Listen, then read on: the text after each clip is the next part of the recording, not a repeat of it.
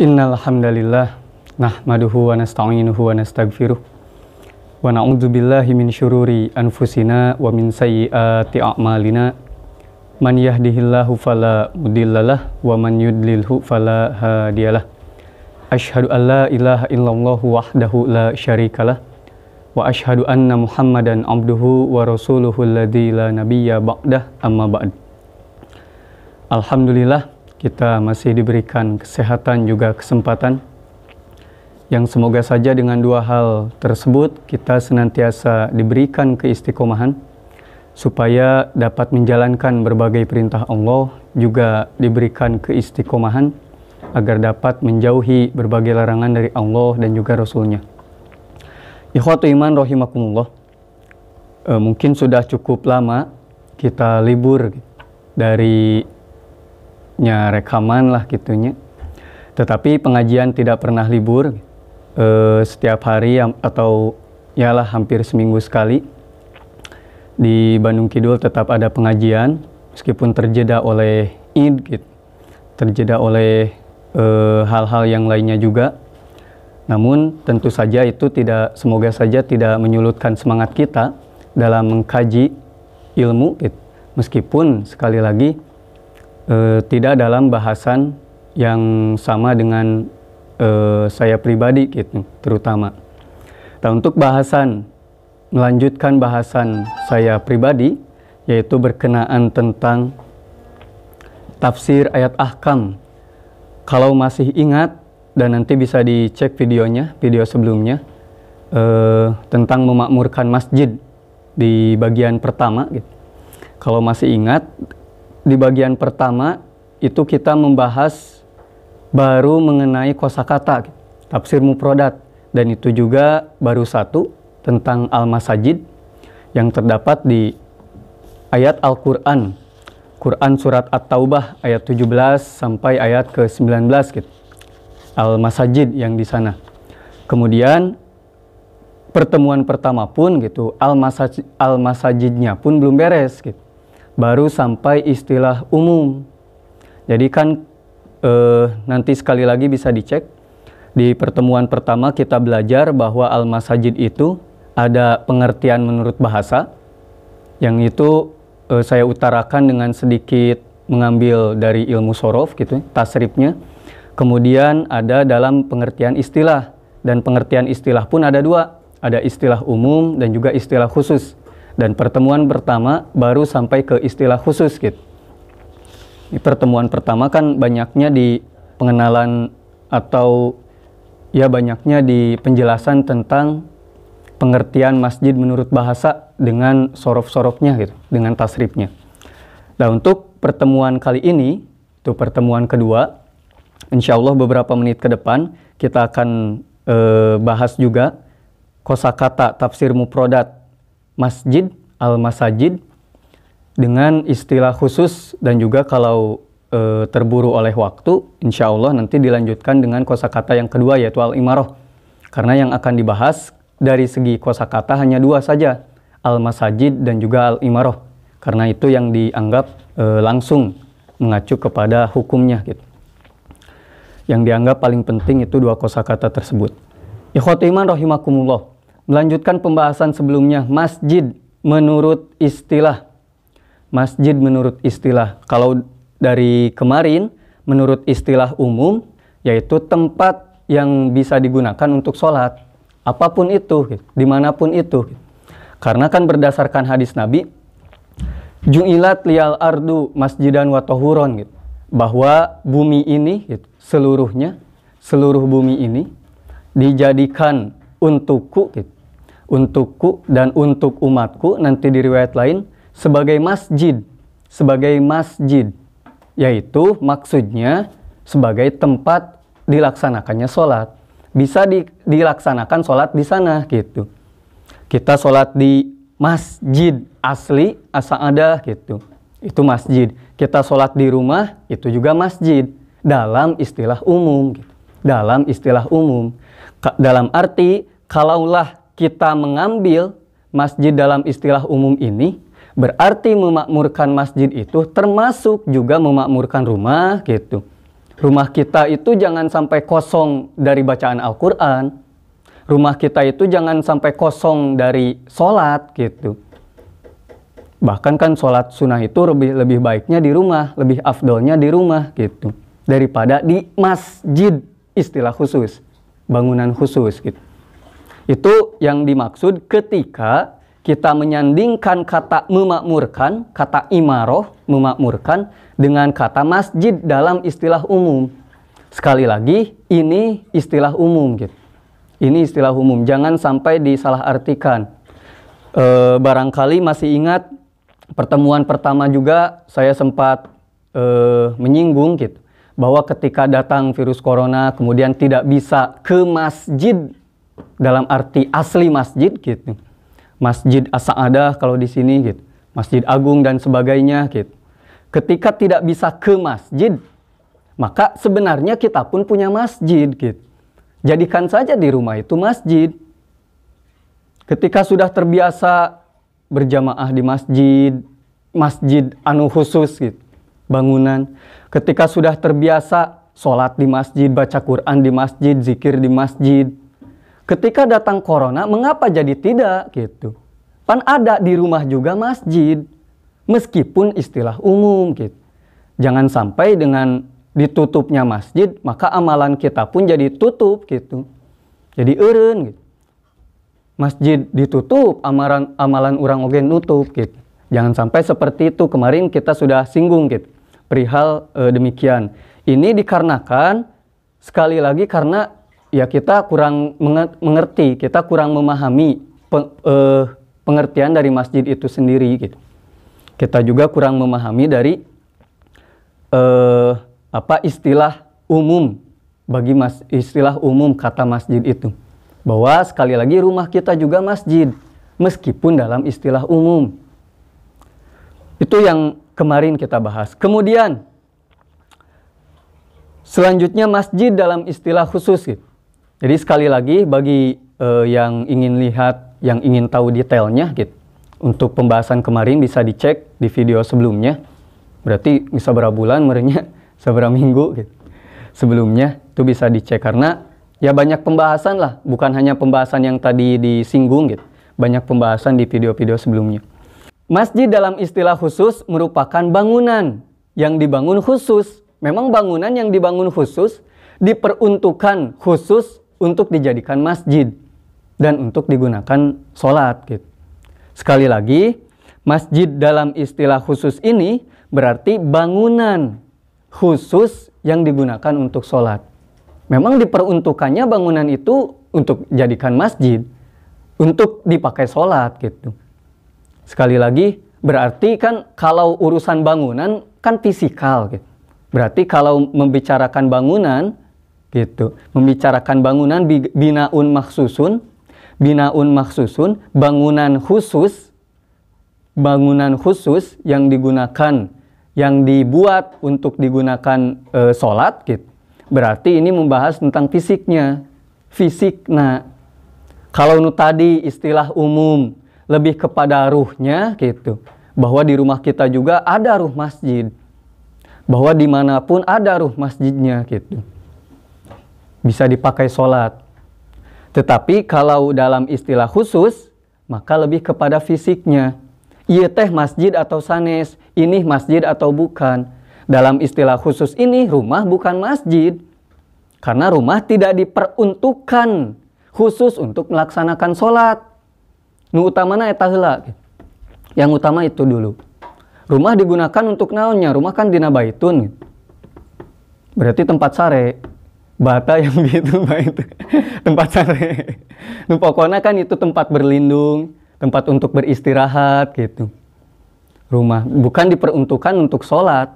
Pada asalnya seperti itu. Namun bisa dipakai sholat gitu. Bisa digunakan untuk sholat. Tetapi masjid memang diperuntukkan untuk sholat gitu. Untuk beribadah di dalamnya. Itulah masjid dalam istilah khusus. Bangunan. Tidak semua bangunan, berarti dengan pengertian ini tidak semua bangunan bisa disebut masjid gitu. Sekali deh kada bisa lepat hartos. semua bumi dalam istilah khusus adalah, dalam istilah umum adalah masjid. Dalam artian bisa dipakai sholat. Nanti datang hadisnya yang dilarang sholat di beberapa tempat lah gitu. Nanti bisa dicek hadisnya. Kemudian dalam istilah khusus, masjid itu bangunan yang khusus diperuntukkan untuk sholat. Bukan bisa dipakai sholat, tetapi khusus diperuntukannya untuk sholat. Arinu tadi mah bisa dipakai sholat, gitu. Arinu iya mah istilah khusus mah khusus digunakan untuk sholat, gitu. Itu sekali lagi jangan sampai salah arti.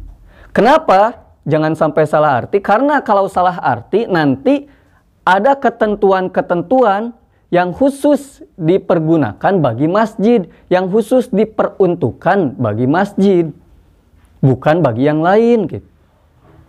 Kalaulah salah arti dengan menggabungkan masjid itu sembarang tempat, sembarang bangunan, nanti aturannya pun akan salah ditempatkan, gitu. Seperti itu, gitu. Di masjid kan ada hadisnya ya, naon lamun mah aya nu nagih hutang di masjid, gitu. Kemudian hutangnya bayar setengah, gitu. Terus kurang dipakai masjid teh jang di rumah, gitu. Iya cenah di rumah oge sami, nah ada di rumah teh masjid. Nah berarti salah kan, salah persepsi. Seharusnya rumah itu menjadi masjid itu dalam istilah umum. Tetapi yang dimaksud masjid dalam istilah khusus adalah bangunan yang memang khusus diperuntukkan, khusus digunakan untuk melaksanakan sholat. Wabil khusus gitu, melaksanakan sholat dan ibadah lainnya lebih umumnya. Nah, dengan pengertian umum ini, maka masjid, bangunan itu, gitu, masjid dengan fisiknya, itu memiliki ketentuan-ketentuan khusus, memiliki fungsi, memiliki peran yang juga khusus, daripada masjid dalam istilah umum. Daripada masjid dalam istilah umum. Itu kosakata pertama, masjid beres, tak? Beres bab masjid. Kemudian kosakata yang kedua, al-imaroh. Al-imaroh, imarotun. Bahasa kita memakmurkan. Al-imaroh nanti bisa dicek di dalam kitab Ruwa'iul Bayan. Bahwasanya imaratul masjid, memakmurkan masjid, itu disebut bagi memakmurkan bangunannya. Bisa juga disebut bagi memakmurkan secara maknawi. Jadi diisina gitu. Baik memakmurkan fisiknya, hissiyah, bahasa kita. Nanti beliau menyebutnya hissiyah. Ada memakmurkan hissiyah, fisiknya. Ada memakmurkan maknawiyah. Dari segi pekerjaan aya di dalam masjidna gitu. Diisina kunaon. Sekali lagi, al-imaroh, memakmurkan itu, ada memakmurkan hissiyah, fisikal, fisikna gitu. Ada juga memakmurkan dalam arti maknawiyah, memakmurkan pekerjaan yang ada di dalamnya gitu. Seperti halnya kita beberes masjid. Tah beberes masjid, bebersih masjid, membersihkan masjid, memperindah masjid adalah memakmurkan masjid. Kemudian kita mengaji di masjid, sholat di masjid, itu juga memakmurkan masjid. Yang satu membersihkan masjid berarti memakmurkan masjid secara fisik, hissiyah. Yang satu lagi memakmurkan masjid dengan cara sholat di sana, gitu. Dengan cara mengaji di sana, itu memakmurkan secara maknawiyah. Gitu. Dua-dua nanage sami ngamakmurkeun. Poin pentingnya jangan sampai kita saling melecehkan, gitu. Saling menganggap rendah antara memakmurkan yang satu dengan memakmurkan yang lain. Pedah tukang beberes masjid, gitu. Asa hina, gitu cek urang teh. Da urang mah sok ngaji, urang mah nu sok salatna. Tapi si eta mah tukang beberesna wungkul, gitu. Asa hina padahal gitu. Sama-sama memakmurkan. Padahal sama-sama memakmurkan. Cuman beda porsi. Nu ieu mah fisikna gitu, ngamakmurkeun fisiknya. kita memakmurkan secara maknawi. Pengisi memakmurkan kegiatan yang ada di dalam masjid gitu. Itu juga sekali lagi sama keduanya gitu. Jangan sampai kita silih naon aya lepat hartos gitu dina ngamakmurkeun teh. Pedah urang sok ngaji disangkana urang nu paling ngamakmurkeun gitu. Padahal bukan. Orang yang membangun masjid, orang yang memperindah, memperbaiki, membersihkan itu juga sama memakmurkan. Bahkan bisa jadi yang membersihkan itu lebih banyak gitu. Masjid sok dipakai ngawas sabaraha bulan sakali gitu. Misalkan sabulan sakali kan nutos puguh eta diunggal masjid geus pasti aya sabulan sakali pangaosan. Untuk yang 1 minggu sekali itu kan tidak semua masjid gitu. Tidak semua masjid. Di masjid-masjid tertentu nu memang DKM-na perhatian lah gitu istilah nama. Sekarang mengajina 1 bulan 1 kali, tapi dibersihkeun nama kan unggal poe gitu. Membersihkeun tah pahalanya lebih besar daripada orang yang sekedar ikut mengaji, memakmurkan ngan saukur ngiring ngaos, tapi ngan sabulan sakali gitu. Seperti itu, jangan sampai ada salah gitu. Salah memahami. Nu antukna orang jadi aya kasta gitu kan. Aya kasta sosial di masjid. Masjid tempat nu mulia gitu. Terus teh ku urang dijieun kastana.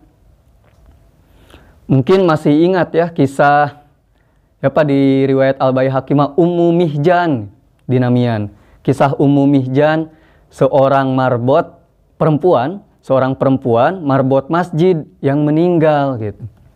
Yang wafat. Namun Nabi tidak tahu karena sahabat juga tidak memberitahu gitu. Seorang perempuan yang rajin gitu, membersihkan masjid, membersihkan kotoran-kotoran di masjid. Waktu kita terbayang mungkin masjid zaman dahulu ya, kotorna juga kumaha, kemudian bersih nage juga kumaha, sabersih-bersih nage gitu.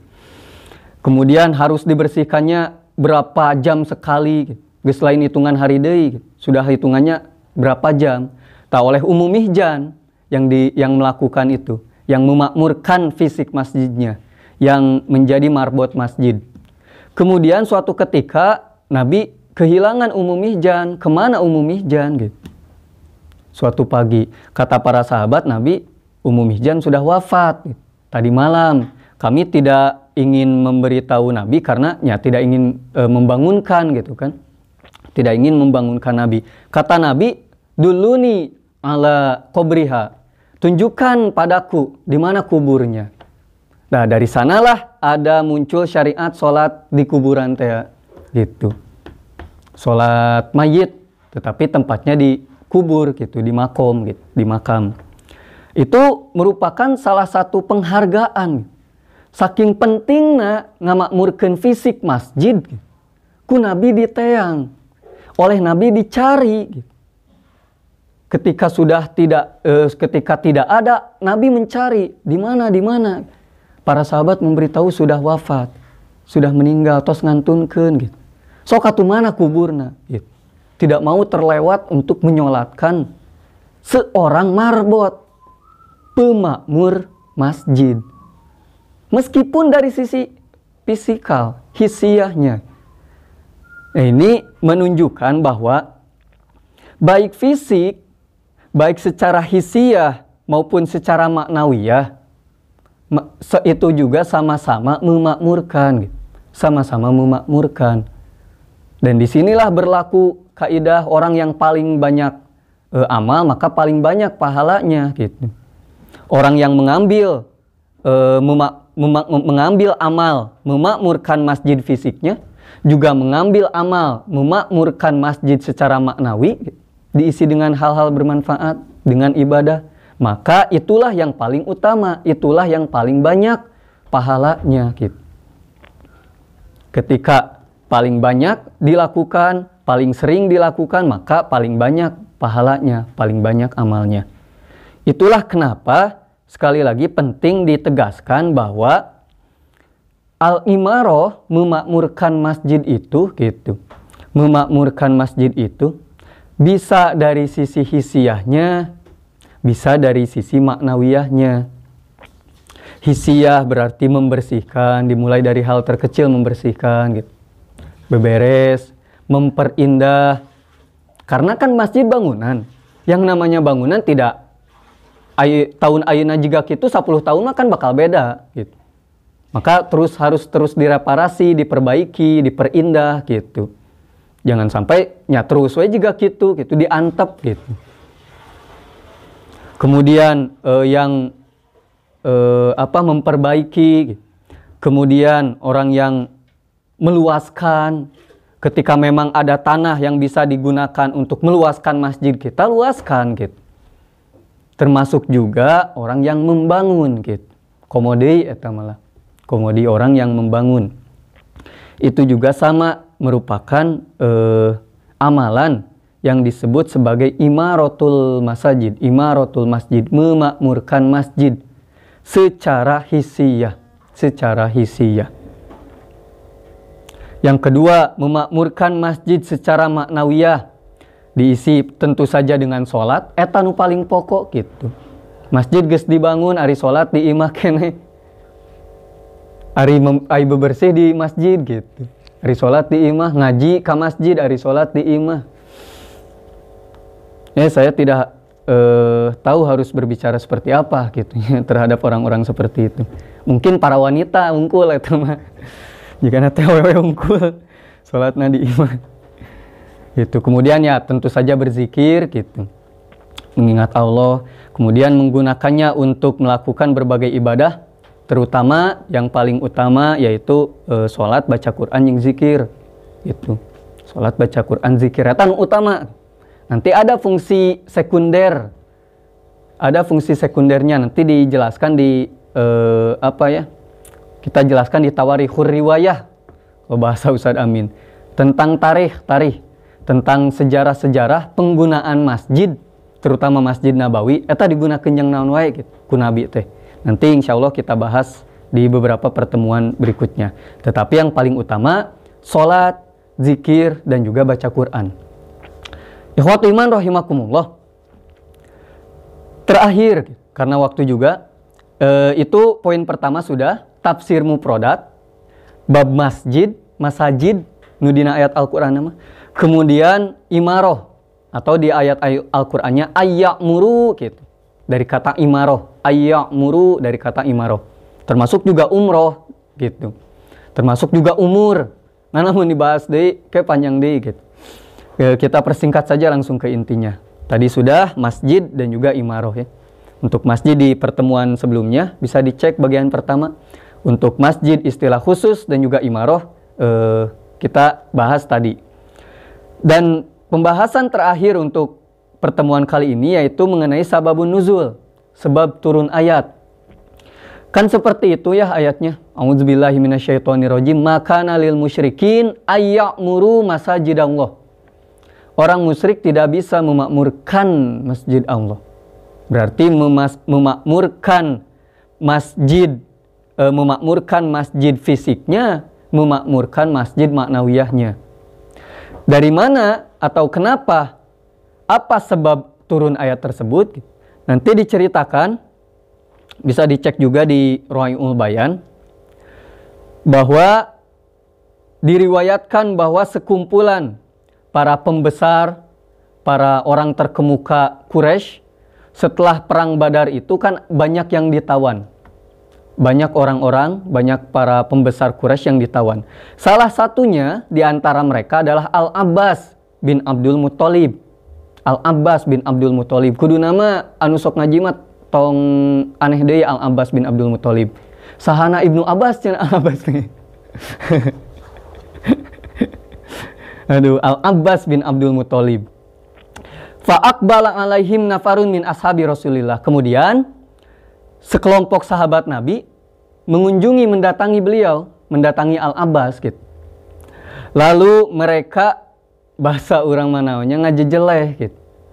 Mencaci-caci atau mengungkit-ungkit kejelekan orang-orang musyrik yang dilakukan, orang-orang Quraisy yang dilakukan ketika sahabat Nabi itu di Mekah gitu. Berbagai kejelekannya disebutkan lah gitu di payunan Al-Abbas teh. Kemudian lalu Ali bin Abu Thalib mulai mencela Al-Abbas atas percobaannya membunuh Rasulullah Shallallahu Alaihi Wasallam, juga memutus tali silaturahmi. Nah, cenah jeung aya bahasa memutus tali silaturahmi, berarti tarang haji. Pan Rasulullah teh putra Abdullah, Abdullah putra Abdul Muthalib, Al-Abbas putra Abdul Muthalib. Pertanyaannya, siapakah Al-Abbas? Al-Abbas teh sahana Rasul. So, kata mah jawab lah. Karena kan semuanya masih satu turunan. Makanya di sini ada bahasa memutus tali silaturahmi. Al-Abbas selain ikut membantu untuk mencoba membunuh Rasul, Al-Abbas juga telah memutus tali silaturahmi gitu. Nah, puguh atuku para sahabat teh dihina gitu. Dicaci baik kemusyrikannya, baik kejahatan mereka, baik percobaan mereka membunuh Nabi gitu. Kemudian Al-Abbas berkata, kalian itu terlalu banyak menyebutkan kejelekan kami, padahal kami pun punya kebaikan, kata Al-Abbas. Nobati ngahina ente mah, urang oge boga kahadean. Sahabat kan bertanya, kebaikanmu mana? Gitu. Memangnya kamu punya kebaikan? Gitu. Halakum min mahasinin, emangnya kamu punya kebaikan? Al-Abbas langsung menjawab, naam iya. Inna na'murul masjidil haram. Sesungguhnya kamilah yang memakmurkan masjidil haram. Gitu. Disebutkan kan salah satu atau beberapa hal yang menjadi dalil bahwa mereka memakmurkan masjidil haram itu disebutkan. Dimulai dari kamilah yang menutup Ka'bah dengan dihijab, menghijab Ka'bah. Ditutup ku kain anu mana eta teh nu kudu dicuci kan. Beberapa waktu gitu sekali. Kemudian yang memberi minum orang-orang yang berhaji, orang-orang yang mengunjungi Ka'bah, nu haji diberi minumna kusaha eta teh cenah kitu. Kemudian kami juga yang membebaskan tawanan. Nalika memang aya nu ditawan, kami nu ngabebaskeun teh, kami nu menembusna gitu. Sok tah deuk naon deui, ieu teh kebaikan kami. Masjidil Haram itu bahasa orang, Masjidil Haram itu masjid kalian, masjidna Islam, umat Islam. Tetapi ku kami dimakmurkeun cenah kitu. Lalu turunlah ayat ini, makana lil musyrikina ayyamuru masajidallah. Orang musyrik tidak bisa memakmurkan masjid Allah. Nanti bahasa saya, dan ini juga yang menurut saya cocok, bahasanya tidak bisa, bukan tidak boleh, tetapi tidak bisa memakmurkan masjid Allah gitu. Nanti kita bahas di ahkam, di tafsir ahkamnya, di hukumnya. Kenapa saya artikan tidak bisa, bukan tidak boleh gitu. Nanti ada penjelasannya, terutama ada dalil, ada qarinah, ada petunjuk di ayat berikutnya, di kalimat-kalimat berikutnya. Itulah sebab turun ayat ini. Maka nalil musyrikin ayyamuru masajid Allah, bahwa orang musyrik tidak bisa memakmurkan masjid Allah. Al-Abbas mengaku-ngaku orang-orang kafir Quraisy, orang-orang musyrik di Mekah itu sudah memakmurkan Masjidil Haram gitu. Tetapi kata Allah tidak bisa gitu. Tidak bisa memakmurkan masjid Allah. Ikhwatu iman rahimakumullah, itulah mungkin sedikit penjelasan tentang sebab turun ayat, dan mungkin itu juga sebagai penjelasan terakhir untuk pertemuan kali ini. Insya Allah kita akan bertemu lagi di minggu-minggu di pertemuan berikutnya gitu. Langsung masuk ke dalam pembahasan fungsi utama didirikannya masjid. Fungsi utama dari masjid itu sendiri apa? Kemudian nanti fungsi sekundernya, fungsi kedua lah gitu. Dibangunnya masjid itu seperti apa? Mungkin itu yang dapat disampaikan. Sekali lagi jangan lupa lihat juga, tonton juga gitu video bagian yang pertama, karena menu pertama tadi tonton kadieu moal ngartos jamin eta mah sok we cobian gitu. Sok we cobian. Karena harus menonton dulu yang pertama mengenai kosakata masjid dalam menurut bahasa. dalam istilah bahasa dan juga istilah umum. Kemudian di pertemuan kali ini tadi kita sudah bahas tafsir mufradat masjid dalam istilah khusus, kemudian tafsir mufradat al-imarah, dan juga sababun nuzul ayat. Insya Allah kita bertemu lagi di pertemuan berikutnya. Aqulu qouli hadza wa astaghfirullah li wa lakum. Wassalamualaikum warahmatullahi wabarakatuh.